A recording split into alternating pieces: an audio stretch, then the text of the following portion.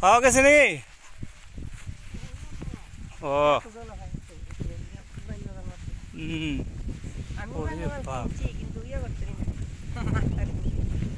আমরা তো পুকুর উপরে জায়গায় লইয়া এই জায়গায় মন্দির তৈরি হচ্ছে এখানে।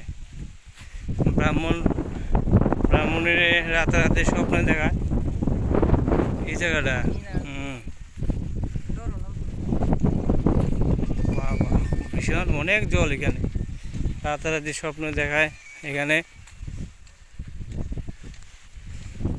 রাতারাতি পুষ্করিণী তৈরি হয়ে যায় এবং আগে এখানে ঘড়ি বাড়ি জলে ভেসে উঠত, কিন্তু মানুষে এগুলি নিয়ে যায়, যার জন্য আর পরবর্তী সময় আর ওঠেনি এই জিনিস। এখন একটা মন্দির। এবার একটু মন্টুদার লগে একটু কথা কমো এই পুষ্করিণীর ব্যাপারে। মন্টুদা, এই পুষ্করিণীর ব্যাপারে একটু আপনার থেকে একটু জানতে চাই, একটু যদি কিছু বলেন।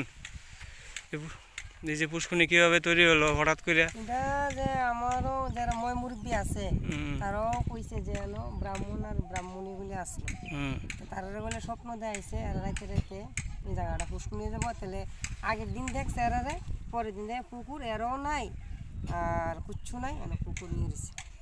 আচ্ছা, যাক। যে গাছটা আসলো হলো গাছ একবার শুরু দেখতে দেখছি, ইচ্ছে যে গাছটা আমি দেখছি, মানে এই বিশাল গাছ। তুমিটা বলে মার বাড়ির লোকের জয়ান এমন বড় শুরু মাছ।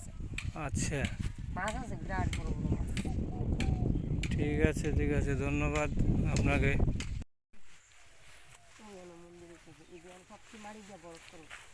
বেড়া দিয়ে রাখছে যে এটা নি পুকুরটা ব্রাহ্মণ পুকুর যে নমস্কার, চলে আসলাম ব্রাহ্মণ পুষ্করিণী দেখার জন্য। যে জায়গা দাঁড়িয়ে আছি এই জায়গার নাম দেওয়া হয়েছে এই পুষ্করিণী থেকে ব্রাহ্মণ পুষ্করিণী।